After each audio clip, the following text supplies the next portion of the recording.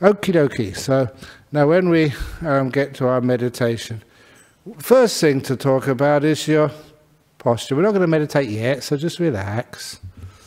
The first thing to talk about is your posture. And in how many years now have I been meditating? I started when I was 18, so about 52 years now. And more than that, 51, no, less than that, 51, 52 years. And I've tried many, many different postures to meditate in. And I always find out that what I think is the best posture to meditate in is never as good as when I ask my body how it wants to sit.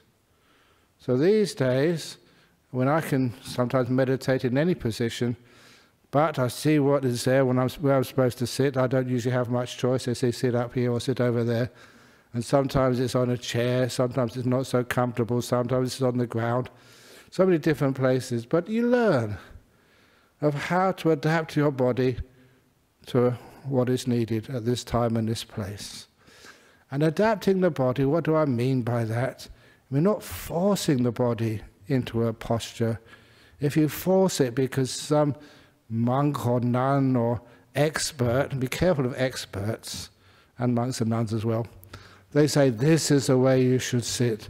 That may be okay for them, but for other people, we weren't all born sitting on the floor in Asia, and sometimes we've had accidents when we play soccer or football or have motorbike accidents. And so some of us are carrying injuries from the past. So it's really important to take account of your body and to understand what it needs to be comfortable. So what I do, even at my age, and all those years meditating, I close my eyes and I literally ask my body, how are you? Are you comfortable? Something like that in your own words. And as soon as I ask that, the body responds. It's so similar to going to a doctor, to a GP. The GP says, how do you feel? How are you? And straight away you feel, your body, how it feels. And then once you know how you feel, then you can actually do something about it to make it comfortable. The trouble is that sometimes you go to the doctor and how do you feel? And it's very hard to actually understand. That's why we have doctors for. So sometimes this fellow did go to the doctor and said, how does it feel? He said, it hurts. Well, where? And this fellow said, it hurts all over. What do you mean it hurts all over? So, well, when I touch my head, it hurts.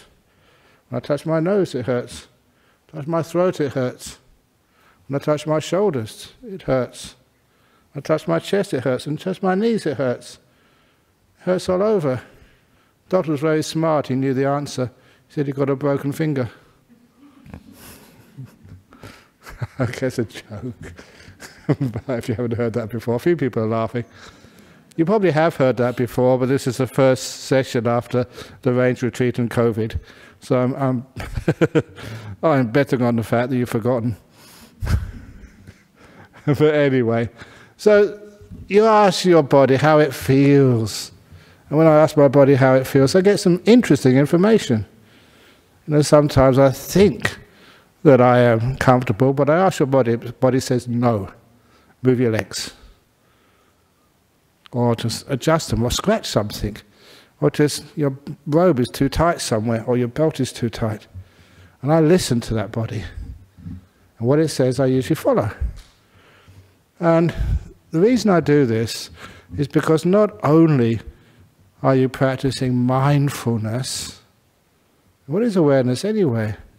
It is this ability just to know how something is experiencing life, to have that clarity of feeling, especially in your body when you start meditating.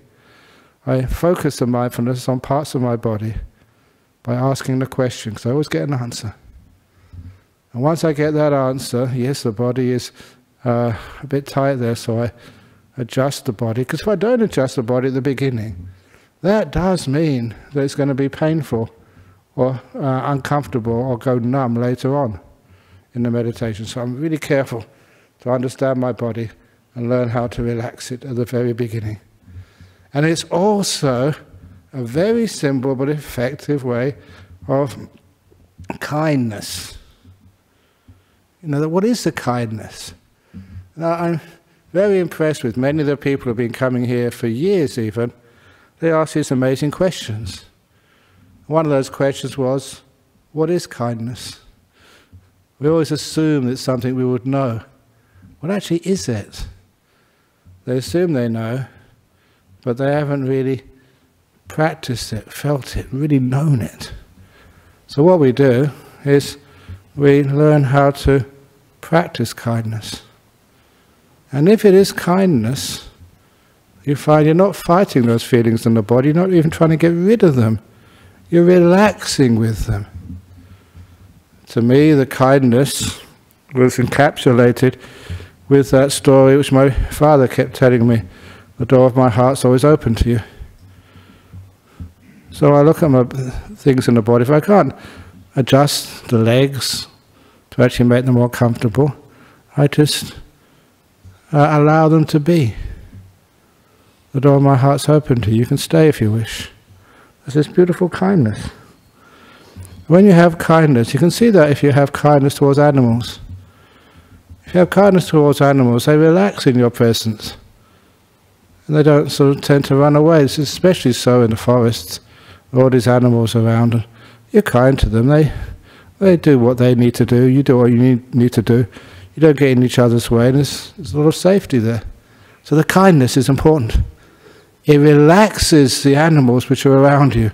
It relaxes the people that are around you. When you give kindness to others, they become nice and soft and easy to handle. If you don't give kindness to them, they get very tense and scary. And that's not just animals, it's also parts of my body. If I give kindness to my body, it relaxes and it's nice and easy. It's how I bring my body to a deep state of relaxation with mindfulness and kindness. You know what I call the kindfulness. And that's also important when you do the meditation, the deepest part of it on the mind. You know, my mind, how are you?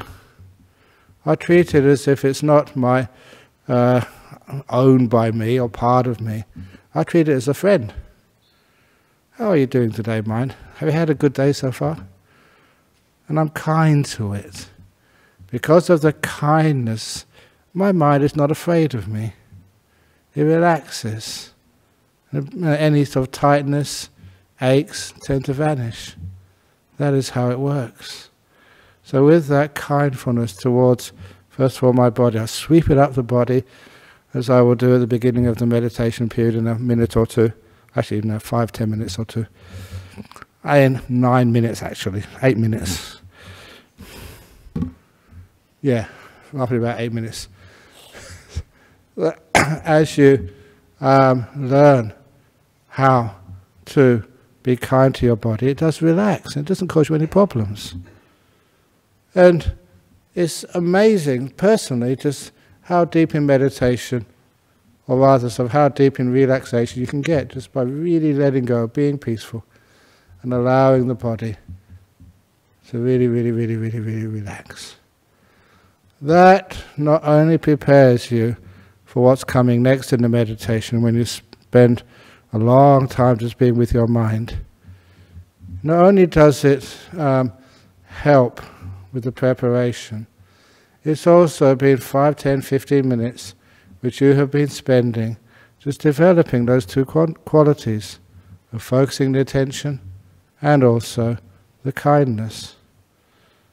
Because after you do that on the body, which is a more coarse object, then we start to do that with parts of our mind.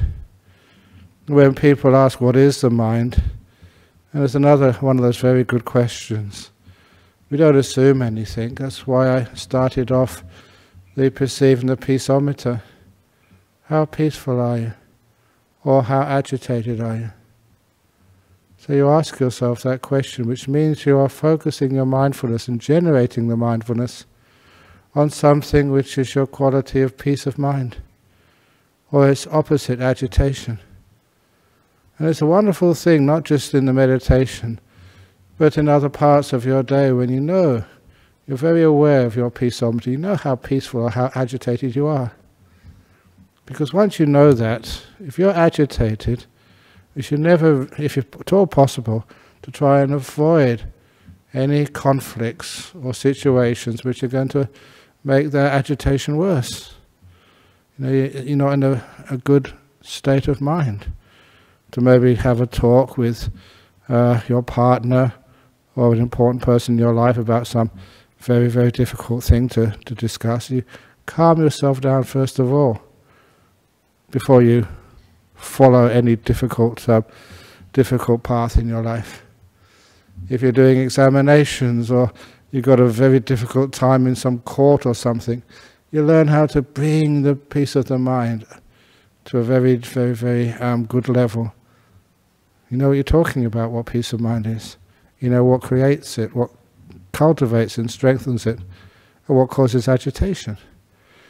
So it gives you many, many, many good strategies in your life to calm your own mind down. You're mindful of the peaceometer, one of the most important parts of your mind. And you know what causes it to become peaceful.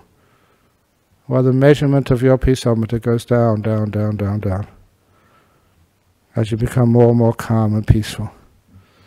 And there's another thing which I often focus on, that when you are meditating and you start to relax your body or have great peace in your mind, you find that it's very delightful. Such an enjoyable feeling. Sometimes people ask me as a monk, so what happiness do you have as a monk? You know, you can't watch Harry Potter, you can't just watch Netflix, you can't watch sexuality or no family. So, it must be terrible being a monk. You say, no, because you have this beautiful joy. Anytime you want, knowing how to relax your body and bring your mind to a deep state of peacefulness. And that is a lot of joy, and you feel that joy, that happiness. Recently, when I was teaching a retreat, and I mentioned to people that, you know, when I was a young man, I loved classical music, many other types of music, but the last type of music I loved before I became a monk was classical music. And afterwards I asked myself, why? Why was it delightful? And one of the causes was that because you had to watch every note, whatever the orchestra was playing, you had to watch every note. If you missed a few notes, you missed the flow of the music. So it did teach me how to focus and how to be in this moment and to stop this terrible thinking, which interfered with the appreciation of the music I was listening to. It showed me just the joy of silence. And of course, these days, you can't listen to music, but you do listen to the sound of the birds, or the sound of the trees as they are moving in the wind. Or the sound of the rain is one of my favourites on the metal roofs of our huts. So as you listen to these sounds of nature, it brings you into the present moment. And just being in the present moment and being silent are the two great causes of peace of mind. You find that your sacrifice to give up peace of mind by going off into the fantasies of the future or the fantasies of the past. Many of the memories are fantasies. It's not what really happened. Often it's what you think happened, and you make it real, which is why we have arguments. So this is about the past and the future. It's untrustworthy. And it disturbs us. You don't need to do that when you're meditating. Be in this moment. It's good enough. And also, just no need to talk inside of yourself. Instead, you listen to this moment. And you find you get very, very, very peaceful. And that peace becomes very enjoyable. Beautiful peace of mind. Relaxation of body. And that joy and happiness of mind means you don't have to concentrate. You don't force the mind. When you let go and are peaceful, the mind has enough happiness and joy. It attracts you. You don't force your mind on it. It brings you in. Come here, watch me. Because the mind becomes very joyful and beautiful. And that means that you can relax even more. And the meditation becomes a natural process where you don't do it. You just watch it happen. And the more you can be in this moment, the more you can be silent, the deeper you go into things like the breathing. It just happens because the breath is the only thing moving. You just watch the breath calmly going in and going out. And that becomes joyful as well. It's something which was weird. The why is just watching the breath, one of the most joyful things you can do. And for those of you who've been on meditation retreats, you'll see this. Every retreat, there's always somebody who gets into a very beautiful meditation before lunch. And they have that choice. The choice is to break their posture and go to lunch, or to carry on enjoying how they're feeling in their meditation. And they know that if they don't get up, they'll miss their lunch. The next meal is the following morning. But it doesn't matter. The joy in the meditation is much stronger than the need to eat. They just carry on sitting there, they miss their lunch. And they have no regrets at all. Because the joy of peace is far, far, far better than a full belly. So that's just a few words before we start. It's usually 15 minutes of an introductory talk, and then we meditate for about 45 minutes, and then we have some questions and answers afterwards. That's how we usually do things. So I hope that's useful for you. If not, unfortunately I can't play back time and start again. So that's it for today, for the beginning talk. Now is the time for the meditation. So those of you who have been sitting down and are a bit stiff, if you need to get up, you can stretch your legs or stretch your body, and afterwards we can start the meditation.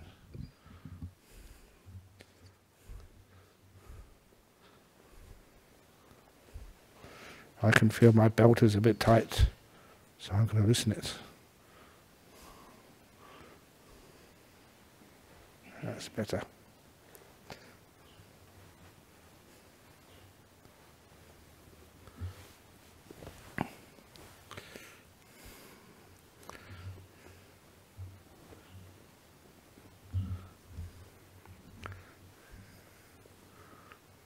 The trouble with robes, sometimes there's so many of them in there. Sometimes I can't find my legs under there somewhere, but I know they're there somewhere. There they go.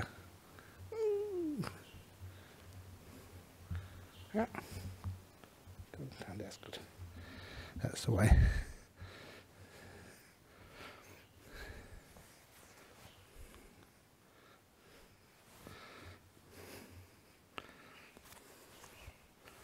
Very good.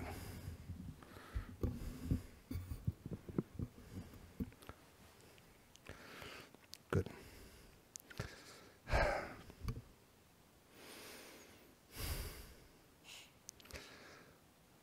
So when we're ready to start, please close your eyes. And when everyone's got their eyes closed, you can always know you can scratch anything and people can't see, so you're fine. Except me, because I'm on the video.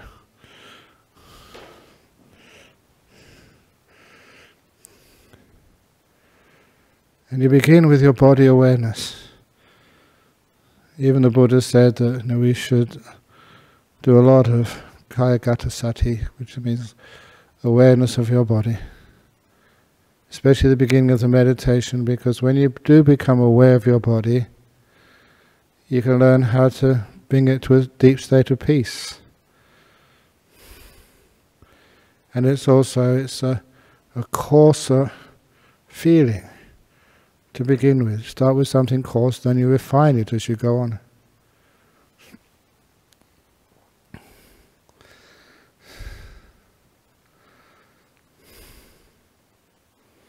And then, once we've got a general appreciation of our posture, then we go more refined.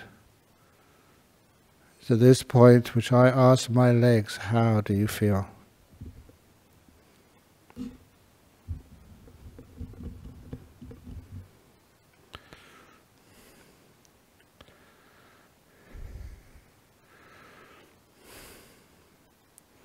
Do you need to be adjusted or moved, legs? And I'm willing to do that.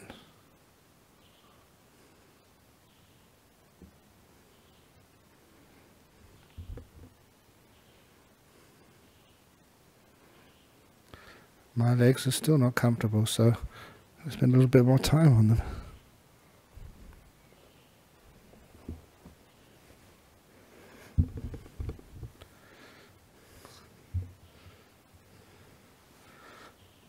That's better.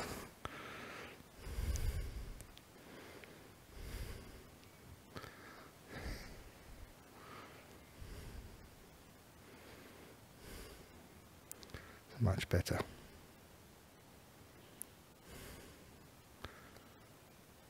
And if you cannot relax your legs with further movement, you focus your attention on any tightness, achiness in your legs.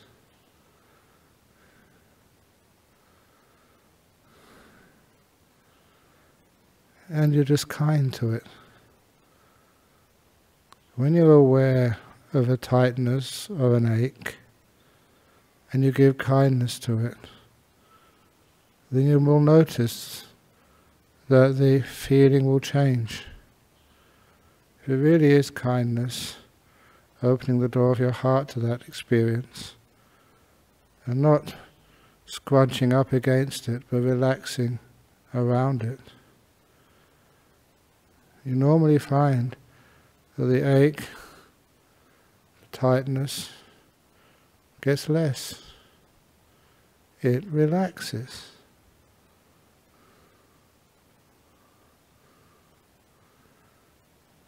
Until you get to the state where your legs are as relaxed as you possibly can get them. So then you move up to your butt. I'm always careful of my butt because sometimes sitting for long periods can be a lot of pressure on those muscles. And you may have a folded piece of clothing there which will dig into the flesh. You can endure that. It's not too much of a problem at all for the first 5 minutes.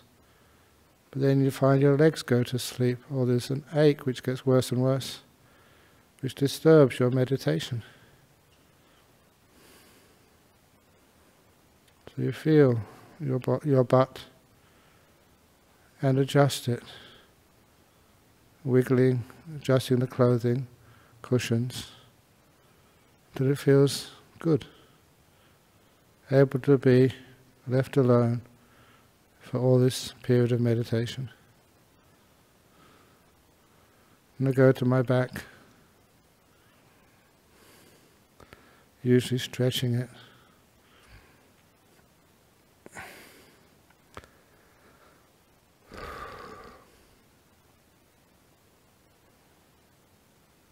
Just up and down the back, making sure there's no parts of the back or the chest which are irritating me. If any part is irritating, I cannot lessen that irritation through movement. I just focus my attention there. Go right into it. Give it a blast of kindness.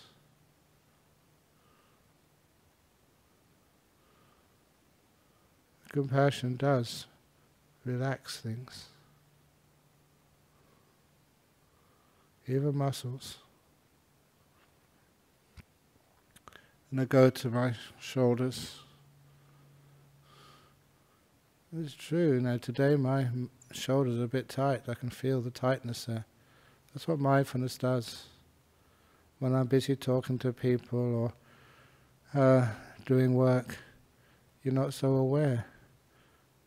But when I'm meditating, I have full opportunity to be aware of the muscles in my shoulders. And if I notice they're a bit tight, I learn how to relax them. I imagine they're being pulled apart, and I imagine of invisible beings pulling them apart, stretching them. And I tell them, let go. Let go of trying to pull, or squash, or push. And that's usually enough of a suggestion for my muscles to relax. And the aches, the tightness, start to disappear.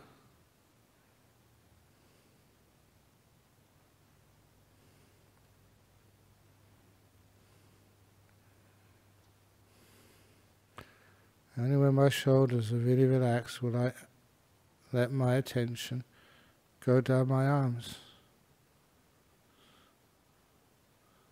past my elbows, forearms, wrists and hands. If when you're going past those parts of your body there's an ache or a pain, pause there and learn how to relax those feelings, just with this awareness and kindness. After a while you find it's not that hard to take a part of your body and relax it to the max.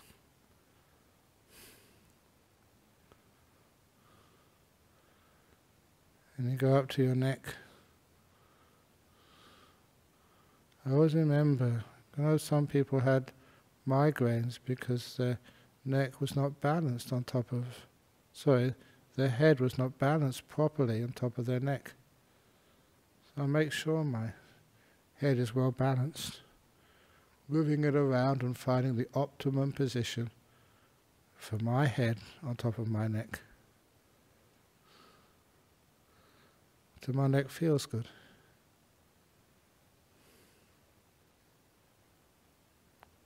I don't rush this part of the body. It's body awareness, it's kindness. It's increasing the power of these two qualities of meditation, awareness and kindness. And eventually I come to my face. I can feel some tightness there around my eyes and my cheeks. Make sure the muscles around my eyes are relaxed. I'm aware of them, feel them. How are you? I get to know them. And I can see them change and relaxing and loosening.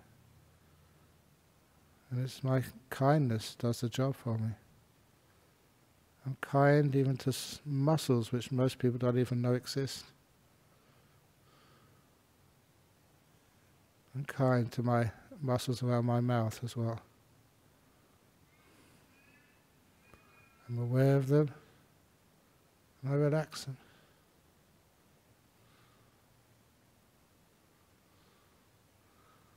And once those muscles are at ease, my whole face feels different than 2 or 3 minutes ago. Nothing is being held tight. It's loose, at ease, like the rest of my body. I'm aware of this body as a unit, all connected up together. You're just sitting here in front of you. And it's so much more relaxed than when I began. It's at ease, but in a good meditation posture. It's a simple thing to do, as long as you don't rush into the meditation. And it's very, very helpful to get good meditations, peaceful meditations, within a good body, which has been relaxed.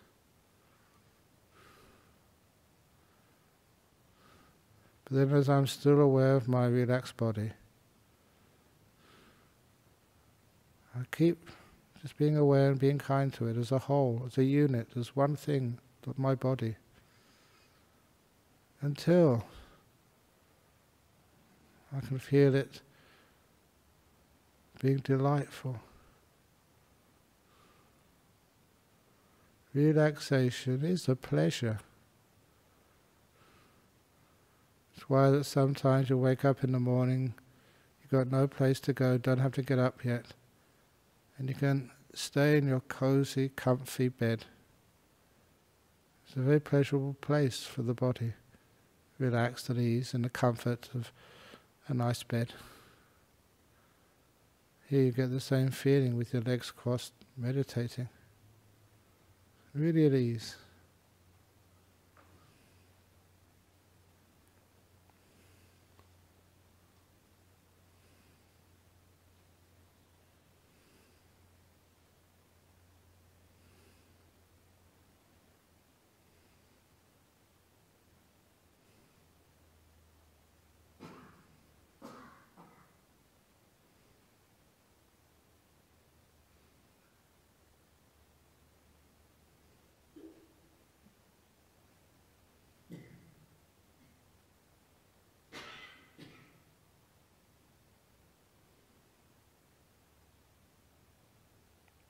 Only when I feel the relaxation is deep enough of my body do I then go inwards to my mind. Just asking my peaceometer, Ajahn Brahm, how peaceful is your mind right now? From 1 to 10, 1 very peaceful, 10 very agitated. Once I'm aware of the reading of my peaceometer, then I know how to move that reading closer and closer to 1. No past, no future. They're 2 heavy burdens I don't want to let into my meditation.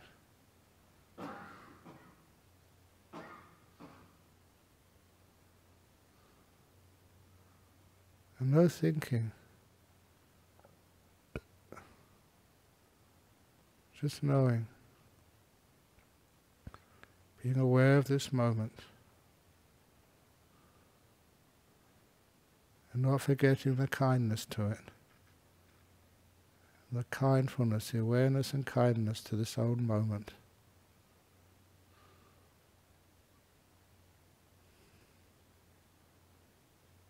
Always noticing just how peaceful you are. And what disturbs the peace. And what brings that mind to deeper peace. What are the causes for these things?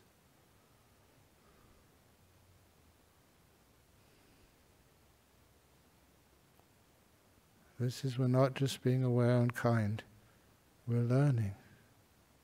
Insight. Without thinking, just knowing.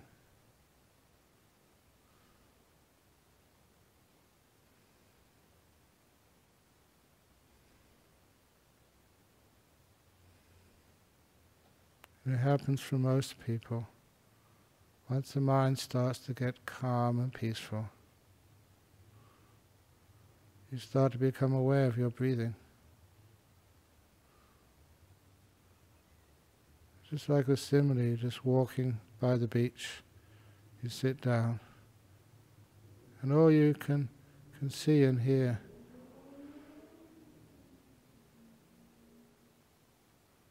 are the sound of the waves coming up the beach, and the gentle waves receding away again. On a very calm, sunny day. To me that's like watching my breath. The breath coming into my body, like the waves rippling upwards on the beach towards me, and then going away again.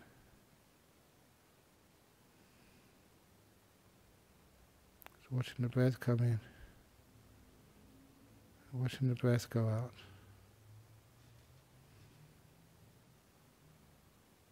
And being content, not wanting anything in the whole world. Just being with your breathing.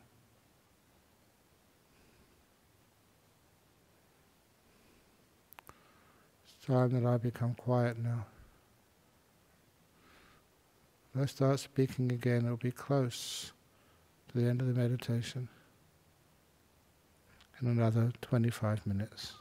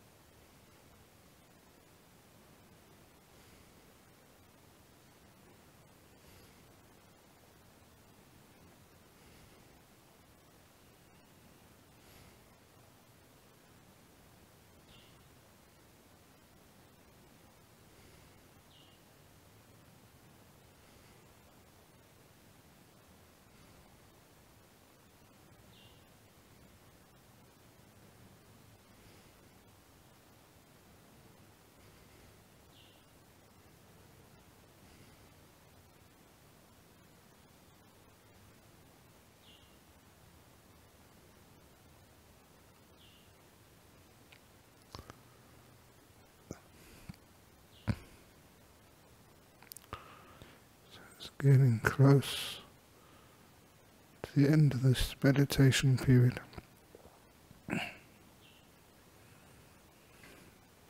Don't open your eyes yet. Know how you feel. How peaceful is your mind? How content inside?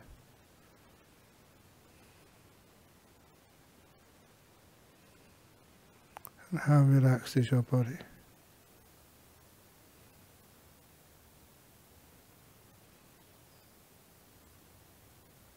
This is what meditation does.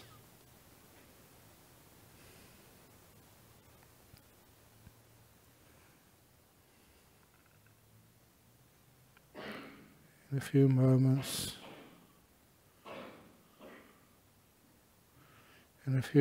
I will ring the gong 3 times. Please listen to every sound of the gong.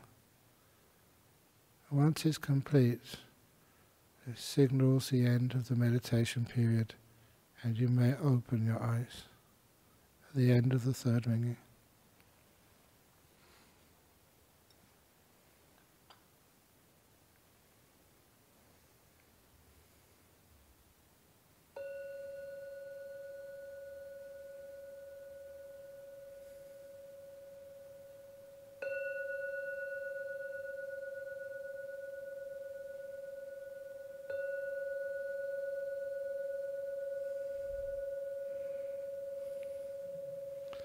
There we go.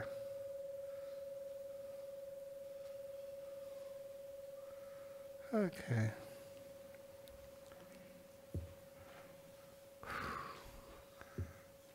So usually, because these classes are streamed live overseas, and many people don't have the opportunity, especially this time of COVID-19, of being able to go outside. So we have some questions here. So, if anyone has any questions afterwards, please feel free to ask them. First from Lucas in Switzerland. Buddha gave a very detailed description of meditation, but why didn't he mention about closing the eyes? Maybe they should be open. You can try if you like keeping your eyes open, but you find it's much more disturbing. If you're staying in a cave, it doesn't really matter, it's dark anyway. If you try keeping your eyes open, just in even a place like this, which is quite peaceful here in Western Australia, still there's so many things happening outside. You get disturbed by the sounds, by the change of light. It's true that the Buddha never said to close the eyes, he never said to keep them open either. He never even mentioned that at all. But you can try yourself, and just about everybody, when they're doing the sitting meditation, it makes it so obvious to be able to be peaceful. You have to close your eyes. Otherwise, imagine, I'm not sure what you've been doing the last 45 minutes. If I had my eyes open, I'd probably be pretty distracted by what you're up to, I'm not sure. So, the Buddha never even mentioned that, but it's obvious to me that when we're trying to calm our senses, we try and close them, stop them. If I possibly could have earlids, in other words, I could close my ears and make them stop, that'd be wonderful. So I wouldn't have to hear anything at all. Next one is Satira from United Arab Emirates. My family is quite noisy and has a lot of conflict. How can I practice meditation without striving to become peaceful from this? If you are in a sort of a house or an apartment and you want to have a bit of peace, we do have things like earplugs. Ordinary things. Don't always try to think you need to use psychic powers or great determination to find some silence. And of course the story, which you may know, that I used to, in the old days, used to travel around a lot. And the aircraft would always be really, really noisy. Just one kid would start screaming. And poor kid, it wasn't the kid's fault, would make a huge amount of noise and very difficult to meditate, to sleep or do anything. So I managed to get these earplugs, which are moulded into your ear holes, so they're exactly the right size. So they're very comfortable and they work amazingly. So the first time I used them on a flight going from here to Asia, and I put them in my ear holes and I started meditating. But quite honestly, as soon as I started meditating, I fell asleep. It was an amazing thing that I could fall asleep like that on an aircraft. And when I woke up, I went to the toilet, and I remember this experience. I thought to myself, wow, this aircraft is so quiet, so peaceful. And then I realized, I still had my earplugs in. You couldn't feel them in there. That's why there was such a wonderful addition to what you can have. Because sometimes it's amazing, I do go travelling, giving talks and retreats everywhere. And sometimes people put me in all sorts of weird places to stay. I remember going to one place, and the only place they could put me to stay was an upstairs, and down below was a karaoke bar. And that wasn't a good night's sleep at all. You can understand just sometimes there's no quietness there. But later on in my monastic life, I just learnt how, what I call, create bubbles around you. I remember doing this when I was giving a talk at a conference in Bangkok, or outside of Bangkok, and arriving in Suvarnabhumi. My host said, "Oh, this is going to have to wait for about an hour because another guest is coming in an hour's time. Would you mind?" I said, "No, not at all." They said, "We'll try and get you a quiet place to rest." I said, "No need."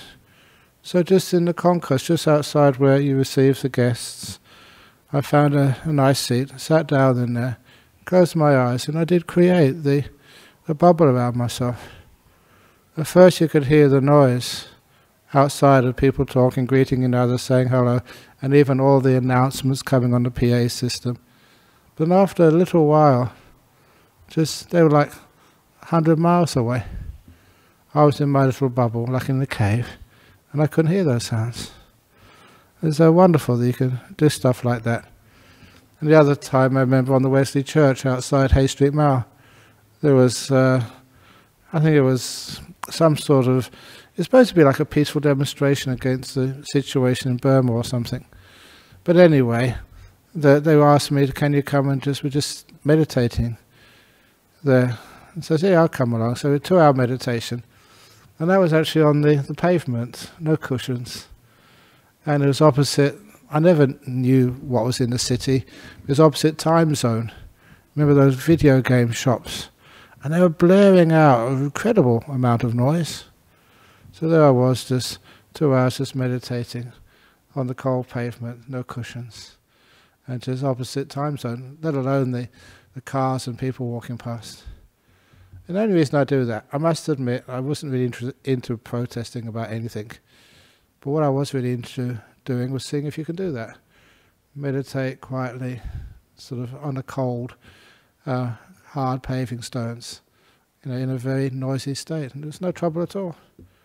You can just let go of the noise. And don't try and stop it, don't interfere with it. It's just noise, that's all. So leave it alone. So it can be done even with your family as well. And there's one woman, just amazing lady, she said that she always wanted to meditate at home, but she had 2 small children. And every time she sat down to meditate, the children would say, "Mummy, mummy, mummy, I need a glass of water. Mummy, mummy, mummy, I need to go to potty. Mummy, mummy, mummy, I need something." And of course they never needed that. It's just they wanted attention. And after a while the mother said, "I don't care, I'm going to meditate." So she sat down. "Mummy, mummy, mummy."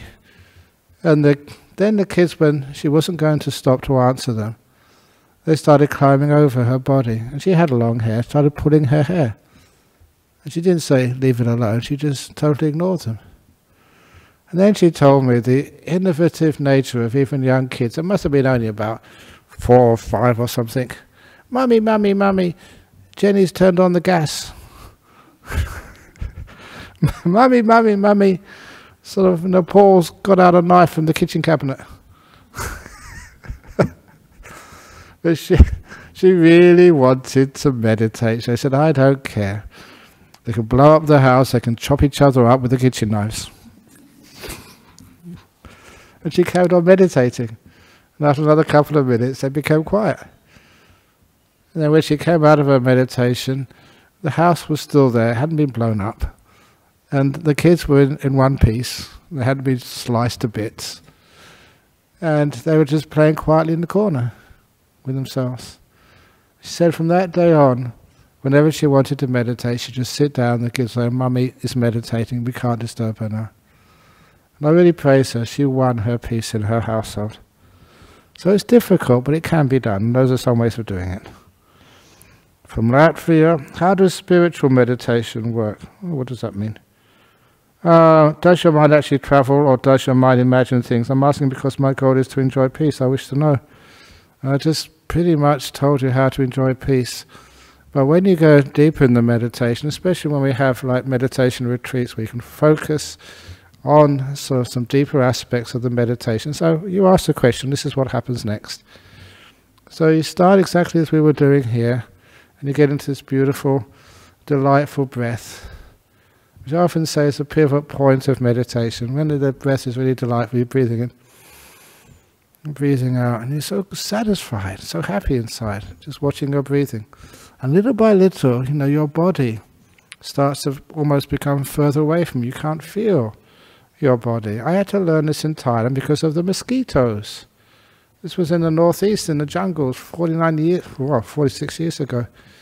They were just eating you, but when you really relaxed and calmed down, you went inside, you couldn't feel your body. So I didn't know whether the mosquitoes were eating my arm or what they were doing. And anyway, you go just on this beautiful breath, delightful breath. And as you just relax even more, you can understand the nature of this, the science of it. Because you're not doing anything or worrying or thinking or putting effort into doing it. It's such an effortless practice that you don't need much oxygen. So you don't breathe very much. Your breath gets much lighter, more peaceful. It becomes very, very refined. It's still delightful. And the more refined the breath, the more delightful is your mind. Until the delight of the mind is much more powerful than the breath. And you can't feel the breath anymore. It goes. You haven't fallen asleep, you're really awake. The deeper you are in the meditation, the more mindfulness there is. But now you're mindful of inside, and what happens there is the delight, the joy of the mind is so great. You see what we call like the nimittas. For most people, it's like lights in the mind.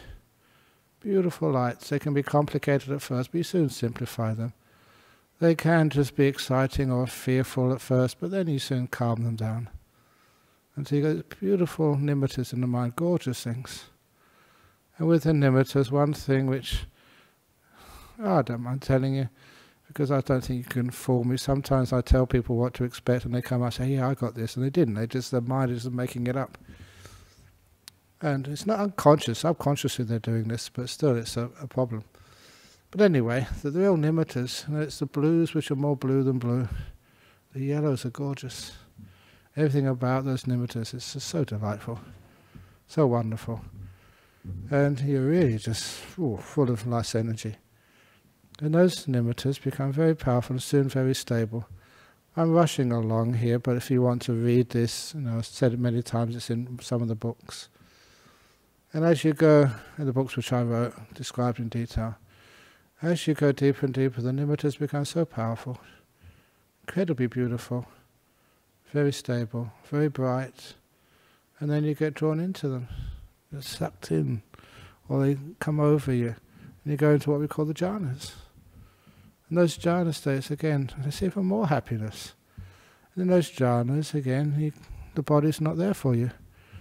It's quite safe, but you're in the mind, the sixth sense. And you usually stay in those places for such a long time. They're very, very wonderful and joyful and happy. And there's 4 of them in the jhanas. And they really transform you. And so as you let go of your body, the five senses of seeing, hearing, smelling, taste and touch. You go into the jhana states. As you go into these things, they're very, very wonderful. And you come out afterwards, you get a lot of insights into just the nature of this body, and also the nature of this mind, of consciousness and will, and all of that sort of stuff. And your spiritual powers are not, so I'm talking about flying through the air, but the spiritual powers of insight and kindness, compassion become extremely strong. That's it really in brief. Obviously there's more to it than that. And one of the other things, if a person does get into any jhanas, just afterwards they're walking on air, having a wonderful time. And sometimes, I've said this so many times now, you all know this, or at least many of you do. When somebody comes up and said, oh yes, I got a jhana today, Ajahn Brahm, I look at you and say, you? Nah.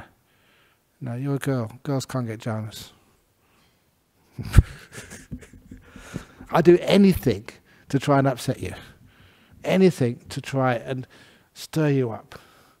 Of course girls get jhana. Somebody's saying that just to a skillful means. If you react and you say, what? You can't say that. Then no, it wasn't a jhana. But you say, okay, fair enough. Whatever you say. Then maybe it was. Skillful means just to test. Because after the deep meditations, you're so peaceful, you can't get upset. It's impossible. You can't get angry. Anyway, so those are the deep meditations.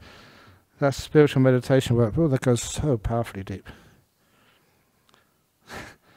In Indonesia, how to teach non-Buddhists to stop thinking in meditation.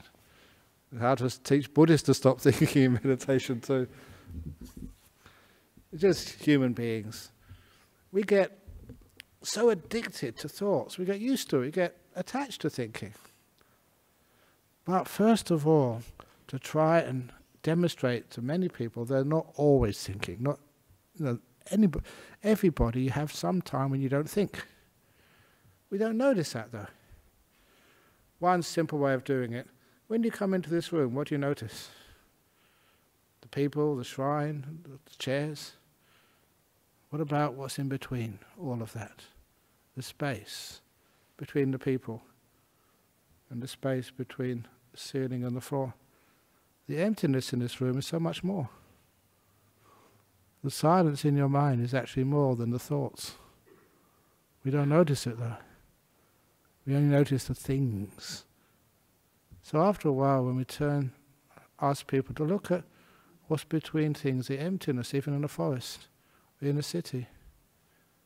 Not just the things in the city, but look what surrounds everything. And you find out that's what surrounds the thoughts. And one thought finishes before another starts. There's a space. When you watch those spaces, know how to experience and feel them, they grow. They grow bigger. Because they're beautiful. Silence is golden. And after a while, when you value the silence,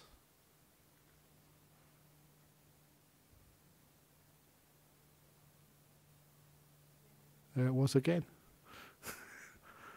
The space between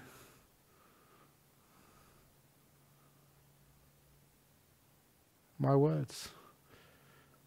It's not that hard to be silent. Once you point it out, people get to know it and it can grow. And the last one, how can one cultivate mental virtue in daily life? I struggle, e.g. with complaining when I feel stressed. Oh, come on.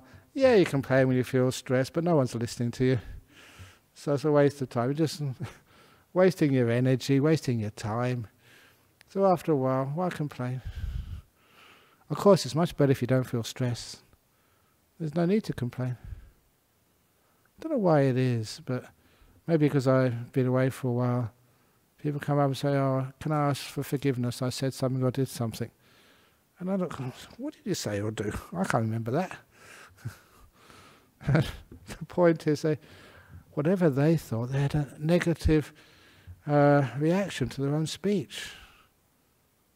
So Don't have a negative reaction to life. Feel stress, well then, let go. If you want to know how to have resilience, so you don't stress out, this is something which I was talking about 6 months ago before I went on retreat. The guitar string.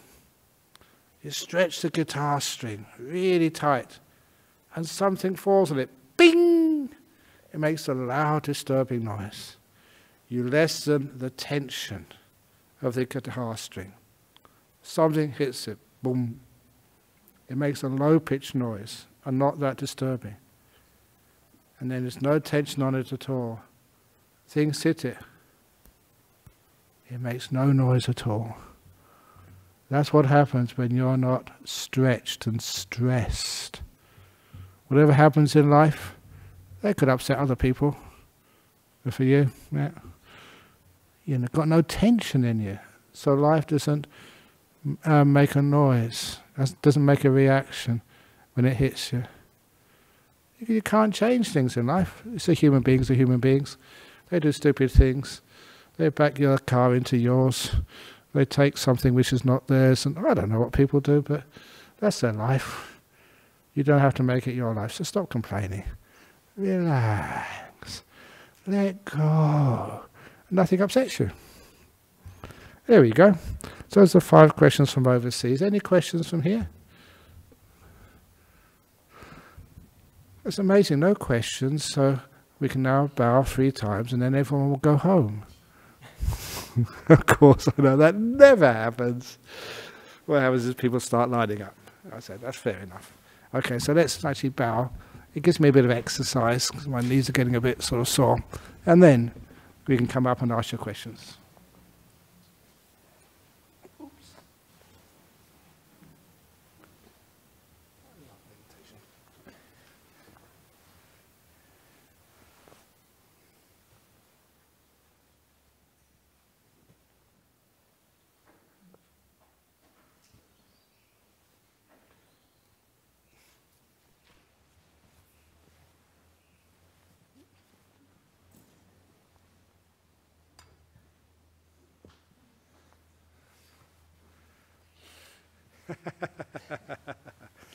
I saw that. So okay, it's her birthday today.